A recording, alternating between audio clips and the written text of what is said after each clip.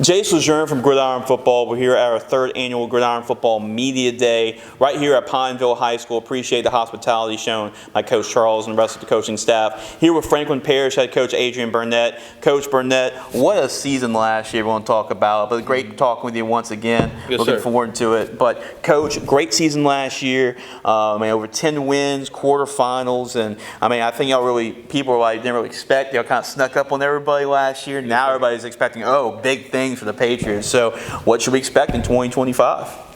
Just us piggybacking off last season, man. We had a tremendous season last season where we had a lot of wins and a lot of expectations met.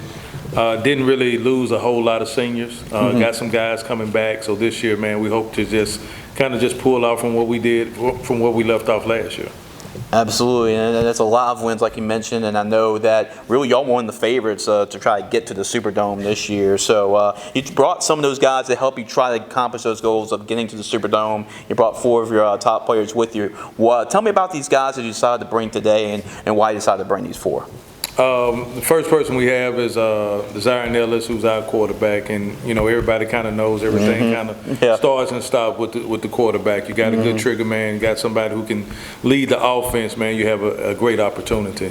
Then we also brought one of our offensive linemen, Hunter Caldwell. A lot of times that we forget that these games are won and lost in the trenches. That's one of our veterans as far as in that position.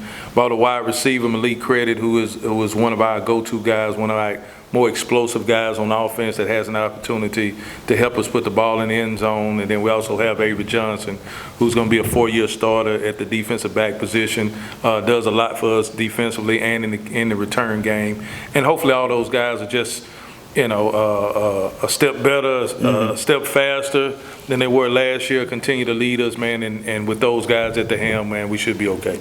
Especially Desire, and you talked about him, right? LSU just committed to LSU. So what is it like to have a guy like that can play the quarterback position, be a dynamic playmaker? It makes things a lot easier, right? Yeah, it does, man. But one of the best things about him is how humble he's been through this whole situation. It's still a team sport. It's still about making the guys around you better, man. We can be individually, we can be as good as we want to, but unless we're making the guys around us better. And that's what he does a good job with, along with those other guys. And you mentioned the other guys, those guys specifically, but who are some other names we should keep an eye on this year for y'all? Defensively, I think a lot of people have talked about our defensive line. You hear the name of Chris Addison, who's a Michigan State commit, Tavon Bell, who's a Texas State commit, but you also have some guys interior on there. C.J. Jones, who's a 27 guy. You also have Josh Johnson, who's a 27 guy. Offensively, man, our running back room is probably one of our better ones that I've seen in the past couple of years. Traylon Martin and both DJ Neal are going to be running the ball for us. And then on the outside, we had to replace a 1,000-yard receiver last year in Chauncey White, and hopefully Caden Seals and Kayron Jones can pick up some of that slack. Yeah, there's a lot of talent you just talked about. Just from a talent standpoint, where you stack up, you've been coaching a while, a lot of talented teams, but where you stack this team in terms of the talent that you coach? I think a lot of it comes down to timing. I have been fortunate enough to be around some successful teams, whether my time in basketball, where we won a couple of state championships, down in St. Aug, where we had some success. But where this team is right now, man, is just it's such a blessing. Where they were, where we were as a program, and these guys are really the guys who've changed everything around. So I'm very anxious to see how far we can go on the backs of these guys. Offensively and defensively as a unit, just as a whole, what kind of style of football we should expect for y'all? Offensively, man, I've done a better job throughout the years, man. I used to be a 5 wide, throw it every single time type of guy. I still have that in me.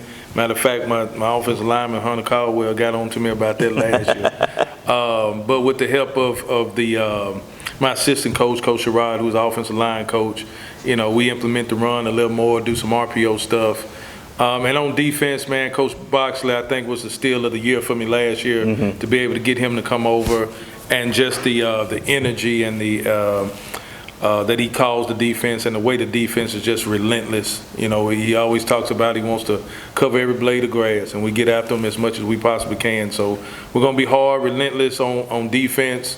We're going to be explosive on offense, and we're going to do it with a lot of energy and a lot of enthusiasm and excitement. 2 more questions, Coach. Schedule coming up. Talk about the non-district and the district opponents y'all be playing this year.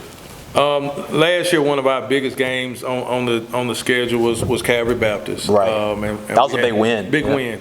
We had them at home, and that's a very successful program. You know, they graduated a lot of seniors. One kid, the running back, ended up going to Texas. But if I know Calvary Baptist the way I do know them, they gonna reload. It's a very good program. And one game that we have circled on our schedule is Week 5. But Ouachita come to us, man. We was in a battle with them last year. I mean, just all out war.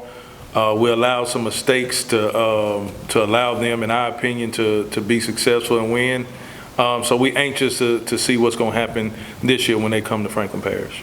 And then last question, like I mentioned at the very beginning, high expectations for y'all this year. But for the Franklin Parish fans, why they should be excited for this group and why they should come and support y'all every single Friday night? I think just the way we represent Franklin Parish, man. We all in Franklin Parish, man. The only people that matters to us are the people inside that building. And again, we play with a lot of energy. We play with a lot of enthusiasm. We play with a chip on our shoulder. And every Friday night, man, you're gonna get the best show possible. Just the way our kids are wired, just the way they are. I just think no matter who we play, whether it's first game, last game, homecoming, whatever, you're going to get our best for 4 quarters. Well, Coach Burnette, you're one of the top coaches of the state. I appreciate your time as always speaking with us, and yes, sir. Looking forward to a lot of things for the Patriots this year. For more on the Patriots this upcoming season, we'll have an in-depth season preview on Franklin Parish in our next magazine. So to order it, make sure to go to our website, gridironfootballusa.com for more.